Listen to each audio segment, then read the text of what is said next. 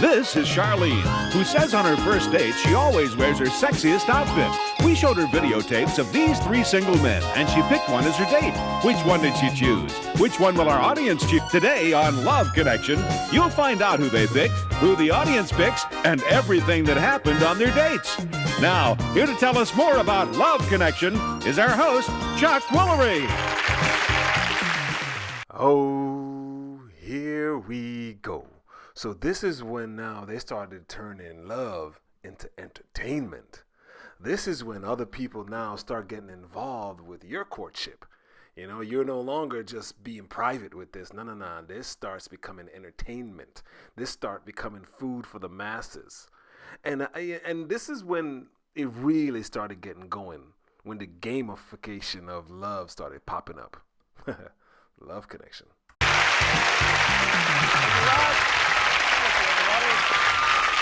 Welcome to the show. You know, there are more than 60 million single adults in the United States, so here on Love Connection, we've got a new way for singles to meet. Here's how it works. We've compiled a video library of hundreds of attractive and available single people. We then select some of those singles and show them 3 video tapes. After they watch the tapes, they choose the one they're most attracted to and go out on a date. Then they come here and tell us what happened on the date. Now, to begin with, we're going to meet a woman who selected a date from our video library. She was raised in Las Vegas and thinks that Los Angeles men are the cream of the crop. Please welcome Charlene Dockery. Okay, now, ladies, you need to pay attention to this because this is the first grift. This is the first trick. What they did was they gave her 3 video dates to choose from. Remember what I said? As men, we're the only ones who fall in love through the eyes at first sight. Women, you fall in love through the ears, the mind. So when they gave her 3 men to choose from, they didn't do that out of like, oh, let's get her the right man. No. Entertainment started. Now it's a game. Now they can get people involved in your life. That whole time that she was sitting there picking, she was only picking based off visual. Ladies, how many times have you seen a guy and be like, oh yeah, I want him. He's fine as hell. How well did that work out?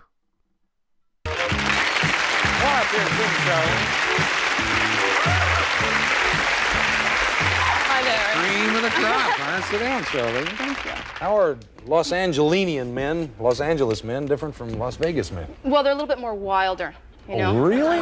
You know, if about 12 o'clock you want to jump off a balcony nude into the swimming pool, they're a little bit more willing to do it. She's not looking for anything serious. She's just looking for a good time.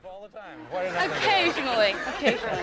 You seem like kind of a strong person. You like strong men? I like someone who doesn't give me my own way. And, you know, if I have spaghetti hanging from my mouth, he's going to say, look, you have spaghetti. You know, like some guys will just make you sit there with spaghetti from your mouth. But, someone to tell me what to do and not let me tell them. I see. I mean, she's at least looking for a strong man. But the thing is, strong men, you can't judge them by their looks. You got to judge them by their actions. In Los Angeles, he says he's into girl watching, and here's what a woman should know about him. I like a lady to know that I'm very straightforward with my feelings, and she'll always know where she stands because I'm very open about how I feel. Okay, next there was Ian. Now, he was raised in Canada. He says he was a late bloomer, and here's what he says about marriage. You don't have to have a piece of paper to say that you're married. You know, you can live with someone or you can not live with someone and still feel married, you know.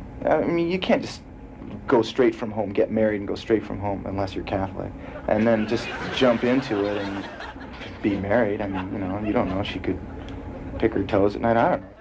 Finally, you watch Joseph. Now, he's from Rochester, New York. He has an unusual occupation. Here's what happened to him at work one day.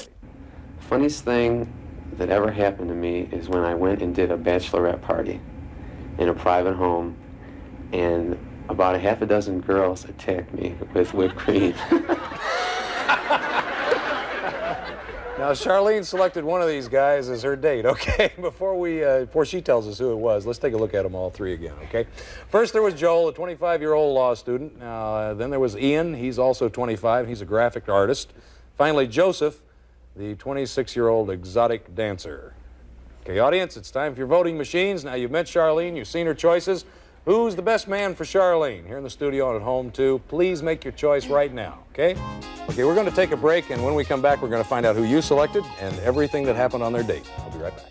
It's starting. Well, we're gonna The find out who outside Charlene forces picked, or starting who to the audience picked. We're going to find out who influence. Charlene picked right now. I'm going to find my place, and we'll be all right. Who'd you pick, honey? Ian. Ian. Ian. Hey. On Love Connections, we always say we get both sides of the story. Now, we ask our couples not to speak to each other after their date, and we keep them apart so that they'll be a little less inhibited about telling their story. And Ian's backstage, so let's say hello to Ian Bernard. Hi, Ian. What was your first impression of Charlene? Very first time you saw her, what'd you think? Well, I guess maybe that she was a little eccentric. How could you tell that? Okay. What happened on your day? Where'd you go? What'd you do? Well, I decided we'd go to the Renaissance Fair. Hold on just a minute. It's a fair medieval kind of deal, Yeah. isn't it? Everybody dresses up in costumes and they go out, and it's kind of fun. It's very nice, yeah. Okay. So I brought costumes and I picked him up, and my first impression was that he was cute, but I felt a little uncomfortable when I went in his apartment and the bed was out with the sheets rolled back. Wait a minute. No, And he I'll be there in just a minute, Ian. Story there. And he kept on making this twitching noise, like. Now, did you see how he struggled to answer a simple question? What'd you think about her when you first saw her? He couldn't answer it. He couldn't. What was the first thing he did? He talked about her personality. Oh, well, you know, she's a little eccentric. Right then and there, you know already, it's not working. It's not going to. This is all entertainment. Because let me tell you something, ladies. When a guy likes you, when he sees you for the first time and he likes what he sees, it doesn't matter what you're wearing or your personality at that point. You can show up wearing anything. You can show up wearing anime cosplay that you want to go watch the anime Demon Hunter for a 24-hour marathon. You want to go watch Dragon Ball Z. You want to watch any. You want to do whatever. You think he's going to be like, well, I don't want to do that. No! He's going to be like, well, I don't know what this anime is, but yeah, I'll follow you. And I think that whole thing at the end where she's saying that he tried to get her on the bed by doing a little head tick, like that stuff, I think that's a lie. I think that's a coping thing. Because let me tell you something. If he physically doesn't like you physically, he's not going to try to get you in bed at his hotel or at his apartment. I felt very uncomfortable. He was pointing towards the bed. Ian? Wait a minute. Okay, Ian, jump First in of all, she didn't explain that she came an hour and a half late. Oh. 10 minutes. I mean, it was like I was taking a nap. I got tired of waiting. I was 10 minutes late, and I'm glad that I was, because that was 10 minutes less. I'm going to buy you a watch, Charlene. Well, it turned out the Renaissance Fair wasn't that day. It was the day before and was canceled. Wait a minute. Hold it. Hold everything just a second now. You're going to the... Are you in costume? Yeah. What were you dressed as? You know those big dresses with the puffies underneath? Yeah. That was me. What were you dressed as, Ian? Well, she brought me over this costume with leotards and like those things with puffy sleeves. Oh, like a court jester. And these little shoes with like bells on them. Court jester, that's it. Fortunately, I had other clothes because I knew. So we changed clothes and no problem. No Okay. big deal. And we went to a seafood restaurant. So we went out and had drinks on the terrace, and there was peanuts there. Well, you know how you're just supposed to have maybe 1 or 2 peanuts? Not me, boy. He ate 100. Oh, well. Her feelings are hurt. So now she's just going to start being Get petty. things going a little, so I was, doing Figured a few- peanuts would give you a little stuff. No, I did a few peanut jokes, and she was just sitting there, and I don't know. I mean, like the dress she changed into was. Now I'm not trying to be rude or anything, but she like her bra straps kept falling out from underneath. You know? But wait a second. No. Okay. I don't know. I have to say You know, I'm something. not- Well, the good part is 2 people sat down with us because they're big booths, and they said, "Can we join you?" Thank the Lord. Thank God. So the guy that was there was really cute. Was he? So I was, never mind him, I ended up flirting the whole time with him, and we exchanged numbers. Okay. How did the date end at this point? Well, after the couple got up and left, we decided to call it quits. So I brought him home, and on the freeway I had to keep the windows undone because he had cheap cologne on, too much. But Feelings are hurt. Trying to freeze me out of the car. So I decided that I wasn't going to drop him off at home, and I would just drop him off to my nearest freeway exit. What? You dropped this poor guy off at a freeway I ramp? knew I shouldn't have said I loved Did you walking. walk home, Ian? Yeah, about 10 blocks. Oh, It was a shit show from the get-go, well, it's time and to it was see who the designed that audience way. has picked for you guys. You know, Okay, so you know what let's she's take a thinking look, right now. Charlene, and see who the You know what? audience has Let's picked. involve the audience. He said, Maybe they know what's best for me. Oh, look. They chose the now stripper. you know how it works here. If you want to go out They with must Joseph, we'll be glad love to pick me. up the tab. Okay. You want to do that? Sure. All right. Okay. Ian? Well, I'm really sorry I'm sorry, Ian, that things didn't work out for you on the date, but listen, we have a nice gift for you, and thank you for being on the show, and smile. Come on. So now you can see this is when dating really started to turn into entertainment. And let me ask you something, ladies. Why on earth would you want to put yourself through this type of humiliation? The game is rigged. This has been planned out a long time ago. They know you're not going to find love because they've set it up the way that it's not supposed to be set up. They went opposite Mother Nature. They did all the things they're not supposed to. They made you fall in love through the eyes. You're not supposed to fall in love through the eyes. And then what happened? The dates end up being garbage. They get a good laugh of it.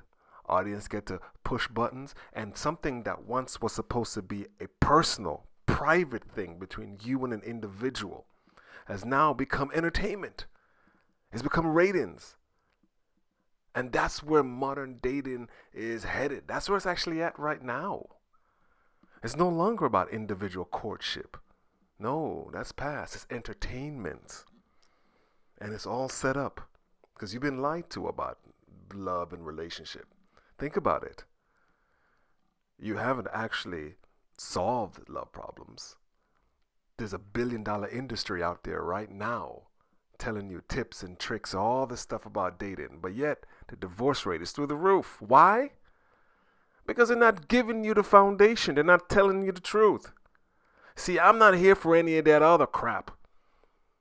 I got kids. I got daughters. I got to make sure that at least when they come up in this world that they know the truth about relationships. So I'm telling you now that it's very important to understand the basics. You got to know the foundation. That's why I have the workbook for you ladies to go ahead and check out, because you have to know, one, who you are. The Enneagram helps you with that. You got to know who you are. And two, you have to learn how to heal. Most ladies today, there's a lot of trauma. You have to know how to heal that trauma.